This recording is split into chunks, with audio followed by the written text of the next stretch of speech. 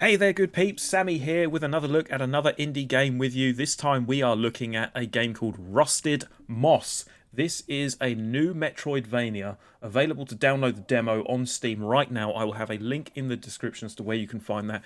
Go ahead and download that demo. Give it a go for yourselves. This is me now playing through the demo, which you will be seeing before your very eyes right now. As you can tell, graphically, this is kind of giving me Celeste vibes right now. So this is basically if Metroid and Celeste had a baby, they would have this game. This game is Rusted Moss. Okay, you're playing as a character called Faye, and I will read you a little synopsis off Steam if you don't mind, just to give you a little brief introduction as to what the story unfolds. We've got Rusted Moss is a twin-stick shooter Metroidvania where you sling around the map with your grapple, blasting your way through witches and rusted machine monstrosities alike. This wasteland, once harbouring mankind, has since fallen, and Faye, long forgotten, now knock on humanity's door. Okay, well there you go. If that gives you any indication as to what this is, good for you. It didn't for me, so I'm trying out the demo just to see what the game plays like. And I've got to tell you guys, I was pleasantly surprised, if I'm being honest with you. I don't play a lot of platform games with keyboard and mouse. And as you start this game up, you are advised, and if not instructed as such, to play this game with a keyboard and mouse because of the fact that it's a twin-stick shooter, and you'll have a lot more better aiming capability if you're using your mouse to do so. That being said, the game does offer full controller support, so if you don't want to use your keyboard and mouse, you can go right ahead and plug in your Xbox controller or whatever controller you feel like to play this game. Just play it how you want to play it, basically. But I played it with keyboard and mouse just because the game advised me to do so right at the beginning, and I think that's probably the best thing to do, since you will be aiming a lot with your twin sticks, and using a mouse just to aim around the map just makes it so much easier, I imagine, than using another control joystick. So that's what I did, and I was quite surprised as to how well it worked, if I'm being honest with you, because not only is it twin stick, but it also is a Metroidvania too. I do love Metroidvanias, big Metroid fan, Castlevania fan, played a lot of Metroidvanias in the past, and I know there are a lot of them. We are not in short supply of Metroidvanias, so I was eager to find out what this one had that others didn't, and obviously that twin stick shooting aspect is probably the biggest thing, if I'm being honest with you. Now, you do get to customize your loadout as you progress through the game. You'll get several different guns and weaponry to use and fire at your disposal. The one that you can see me using now is the basic gun that you start with, which enables you to shoot normally by clicking your left mouse button. But if you hold down your left mouse button, you'll sort of charge it up, then release it for a couple of seconds of a really strong fire attack, which was very handy, basically against every enemy, I would say. I didn't like to use just clicking to shoot much, but I did like to hold down the mouse button and shoot a lot. As you can see, literally right there, that's what I did. And you'll fight off against these sort of, like, as I said in the synopsis, they're like robotic and machine monstrosities. You'll see quite a lot of them in the opening stages of this game. The demo will have a runtime of around 40 minutes to an hour, depending on how many times you die. There's 3 bosses to fight against during the demo as well, and the full game does promise to have over 8, so plenty of bosses to get your teeth into. They're pretty tricky as well. There was one in particular that I found pretty tricky, but then again, I'm not amazing at video games, so I'll leave you guys to decide how well and how tough you found the boss fights in this demo. But yes, there was one, the third boss that I came across, I found pretty tricky. And for the purposes of cutting down the video length, I actually cut out all the times I died against it, because otherwise you'd be watching this for over an hour. And yeah, maybe not quite as long as that, but you know what I'm saying. You know, I had to cut it down. But apart from that, they were very challenging, each bosses. But this third one, way more so than others. You can collect a lot of abilities in this game. You will find you'll be able to slow down how fast enemies shoot their weapons at you, which is a nice ability. You'll have more health, extra health, and stuff like that as well. On the top left, you'll see my HP, which is the yellow bar. You can replenish that as long as you have the MP. So the bar under that, the blue bar underneath your HP is your MP. You can use that to replenish your health if you're low, which happened to me quite a lot. And then under that, you have the currency, which you will use to buy upgrades and buy new weaponry and stuff like that at the shop when you come to it. And just like with all Metroidvanias, I'm sure you guys who are watching this are Metroidvania fans yourselves, then you'll know exactly what they entail. You'll have to obviously use the abilities that you get throughout the game to traverse back to areas you've already been to, so that you can now progress through a certain area which you couldn't before because you didn't have the specific ability. That does happen here in this demo quite a bit. So there's like a, for example, an ability that you get so that you can jump higher and reach areas that you couldn't before. Just stuff like that, basically. There's also the biggest mechanic in the game, I feel, was probably the grapple hook you get. You can use the right mouse click once you get it to grapple onto specific areas and parts of the terrain, like the grassy areas.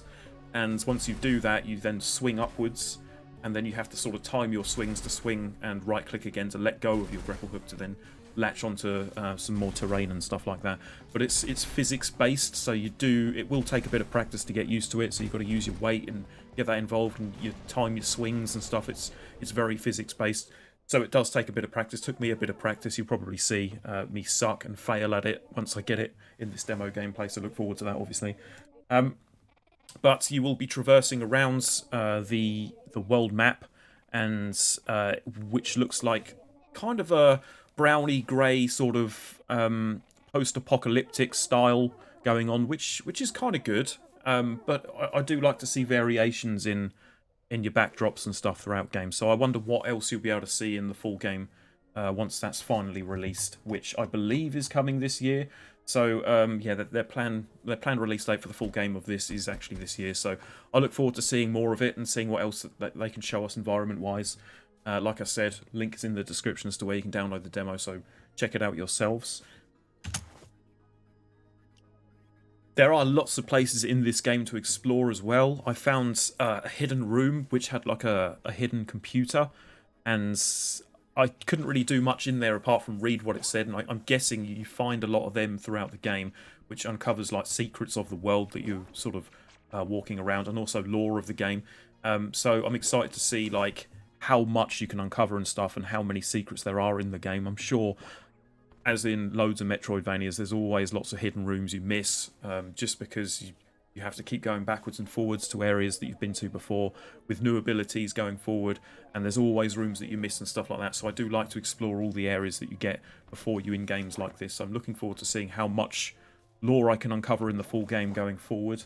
And there are, according to the Steam page, there are multiple endings in this game as well. So plenty of reason for you to play through this pixel art, fantastic looking game multiple times, more than once at least. There are also multiple kinds of weapons that you can get. Like I've said before, there's bound to be some sort of shotgun type gun that I want to try out, so hopefully I can find that during the full game. I only got to play with a couple of guns. I think the handgun, which was kind of more of a rapid fire type weapon, which was cool, but I preferred the standard gun that you start with. But so yeah, I'm looking forward to seeing what else there is, what else they have to offer, as well as all the abilities you can collect and customize the way you play through this game. So there is plenty of reasons to go back and keep playing this game, along with the multiple endings as such. To me, the best thing about this game is how the game feels. Basically, it feels really good to be able to swing yourself around on that grappling hook and pull off some amazing sort of jumps and here and there and everywhere, and then using your gun to shoot things while you're in midair and stuff. I can imagine like getting very skillful at this if I put the effort in and the practice in, which hopefully many people will. So the way that this game feels is probably the best thing about it for me, and also the fact that I love Metroidvanias anyway, so they're always going to get the nod, in my opinion. I'm not usually a big fan of this kind of like the colour scheme in the art style that they're using, the browny sort of grey look to it, the post-apocalyptic kind of style. It's not bad, usually my kind of go-to, but I didn't mind this, to be honest with you, and I am looking forward to seeing how far it goes and what else they make use of with this art style, this pixel art style. I did love Celeste. Celeste is another amazing pixel art indie game, which is, yeah, it's an incredible game.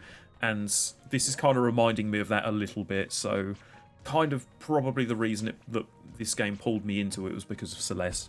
But like I said, this game comes out sometime this year. I'm really looking forward to seeing what else they do with it, and it'll be on my wish list. Like I said, the link is in the description if you want to download this yourselves, play through the demo just like I have.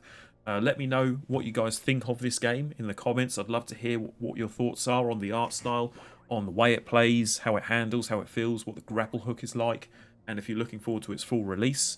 And if there's any other games like this, I want to hear about it too, because I'm a Metroidvania fan, also a massive Celeste fan. So I'll let you watch through the rest of this gameplay if you don't mind. Thank you so much for watching, and I will catch you all next time. Have yourselves a great day.